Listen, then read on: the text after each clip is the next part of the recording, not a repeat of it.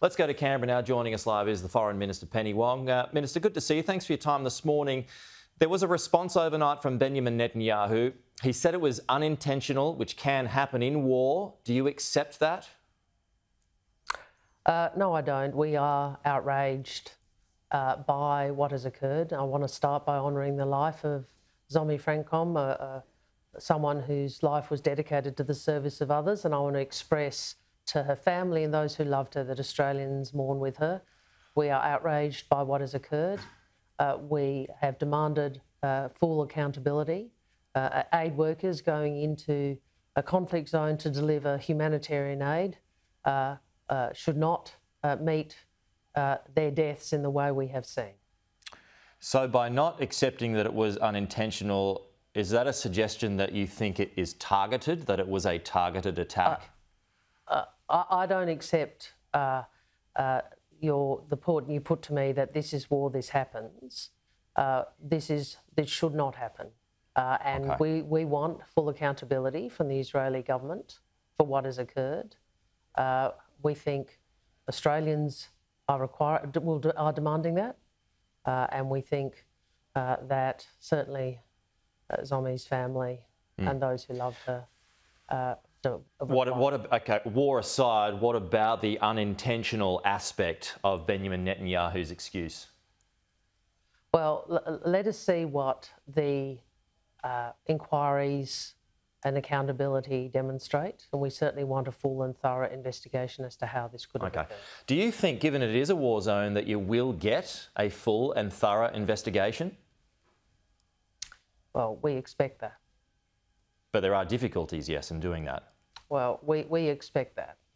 We expect Israel to ensure there is a full, transparent investigation and full accountability. Remember that Zomi Frankcom was not the only person who died in this attack.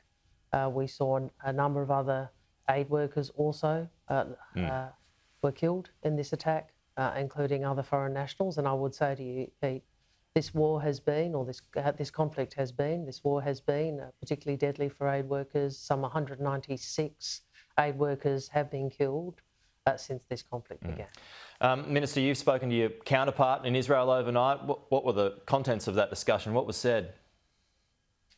Well, I was very clear with him about the outrage Australians wanted to express. I was very clear with him about our demand for full accountability. I was very clear with him about the importance of transparency, and I also spoke again to him about why it is that Israel needs to ensure that it complies with international humanitarian law, including both the provision of aid and the protection of aid workers. And what did he say?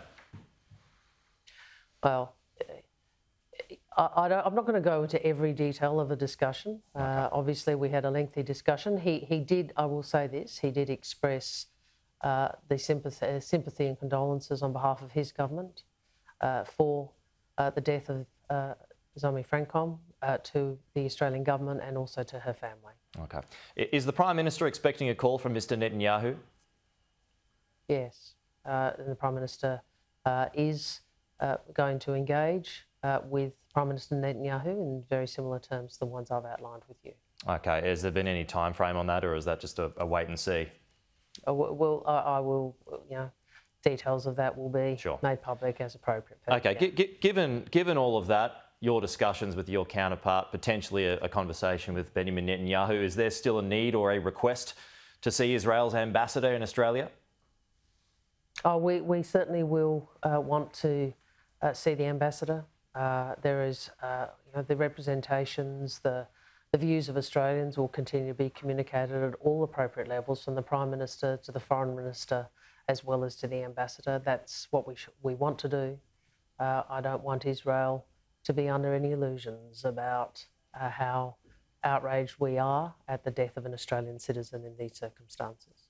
Okay. Foreign Minister Penny Wong, a busy morning for you, a tough one too. Appreciate your time. Thank you so much.